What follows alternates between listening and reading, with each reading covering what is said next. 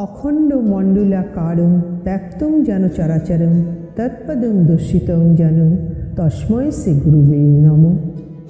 ভারত সেবাশ্রম সংঘের প্রতিষ্ঠাতা অলৌকিক দিব্যশক্তি সম্পন্ন মহাপুরুষ যুগাচার্য আচার্য শ্রীমৎ স্বামী প্রণবানন্দজি মহারাজ, তারই আশ্রিত সন্তান স্বামী নির্গণানন্দজি মহারাজের লেখা একটি বই আমি পড়েছিলাম।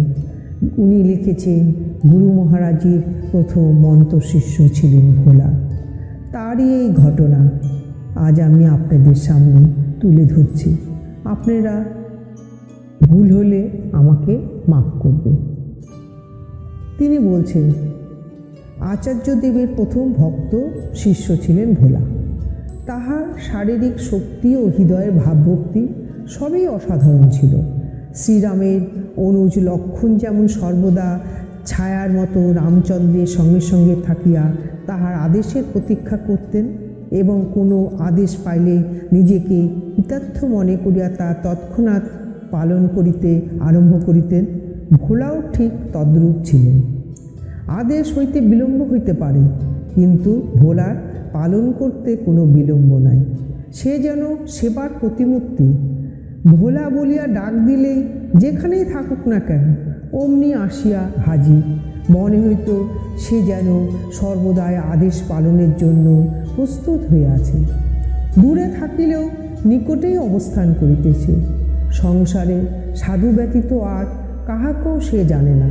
সাধুর জন্য যে কোনো বিপদ, যে কোনো দুঃখ কষ্ট বরণ করিতে, এমনকি প্রয়োজন হইলে প্রাণ পর্যন্ত দিতে তিনি একটুকু কুণ্ঠিত হইতেন না। তাহার কান সর্বদা সাধুর আদেশ শুনিবার জন্য উৎকণ্ঠ হইয়া আছে। মন প্রাণ সর্বদা সাধুর সেবার জন্য উদ্গ্রীব। আচার্যদেব যখন সাধন কুটিরে ধ্যান জপে নিমগ্ন থাকতেন, ভোলা তখন কুটিরের বাইরে থাকিয়া অতি সতর্কতার সহিত পাহারা দিতেন, যাহাতে কেউ কোনো বিঘ্ন না ঘটায়। মহানিশার গাঢ় অন্ধকারে তিনি ভোলাকে সঙ্গে লইয়া শ্মশানে, গাববাড়ি মাঠে বা সিদ্ধেশ্বরী খোলায় যাইতেন সাধনার জন্য। আচার্যদেব আসনে বসিয়া ধ্যান নিমগ্ন হইতেন। ভোলা সবল হস্তে খড়গ বা ত্রিশূল ধারণ করিয়া পশ্চাতে দাঁড়িয়া থাকিত।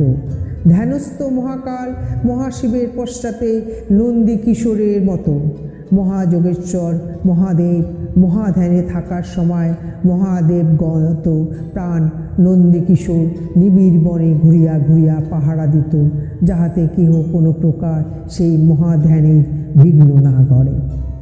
যদিও কখনো বাতাসে পাতা নড়িয়া শব্দ হইত, অমনি সেবক শ্রেষ্ঠ নন্দীকিশোরের বৃক্ষগুলিকে ইশারায় বলিতে, চুপ চুপ, তোমরা কি দেখিতেছ না যে মহাদেব মহাধ্যানে নিমগ্ন? তাহার ধ্যান বিঘ্ন ঘটিও না।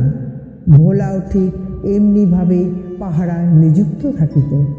কেহ সাধন কুটিরে নিকট দিয়া যাইতে যাইতে কথা বললে সে ইঙ্গিতে বলিত, কথা কহিও না, চুপ করিয়া চলিয়া যাও। কেহ সাধন কুটিরের সম্মুখীন হইলে তাকে নিকটে যাইতে নিষেধ করিত, বলিত সাধুর ধ্যানে বিঘ্ন ঘটবে। সর্বনিয়ন্তার বিশেষ ইচ্ছায় আচার্যদেবের সাধনার উপযুক্ত সহায়ক রূপে ভোলা লক্ষণের মতো অনুজ এবং হনুমানের মতো সেবক হইয়া জন্মগ্রহণ করিয়াছিল। যতদিন পর্যন্ত অন্য কেহ আসিয়া সেই দায়িত্বভার গ্রহণ না করিয়াছে, ততদিন পর্যন্ত যোগ্যতার সহিত গভীর নিষ্ঠা আন্তরিকতার সহিত সেই দায়িত্ব সে পালন করিয়া গিয়াছে। আমরা যে স্বামীজি মহারাজের অন্তরঙ্গ, তাই আমাদের কোনো কাজ করিয়া দিতে তাহার কত আনন্দ হইত। কখনো যদি কিছু করিতে বলিতাম, তাহাতে যে কি উৎফুল্ল হইয়া উঠিত তাহার প্রকাশ করার মতন নেই। তাহার জীবনের ব্রতই ছিল সর্বত্রভাবে স্বামীজি মহারাজের সেবা ও আদেশ পালন। কিন্তু তাহাকে বেশি দিন আর এই মরজগতে থাকিয়া এই দায়িত্ব পালন করিতে হয় নাই।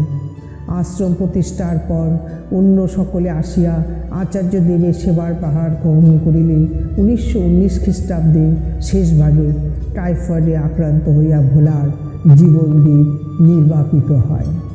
মৃত্যুশয্যায় আচার্যদেব তাহাকে দীক্ষা দান করেন। সেই মহামন্ত্রে ধ্যান ও জপ করিতে করিতে সে শেষ নিঃশ্বাস ত্যাগ করে। ওম তৎসৎ। ওম গুরু কৃপা হি কেবলম। ওম গুরু কৃপা হি কেবলম। ওম গুরু কৃপা হি কেবলম।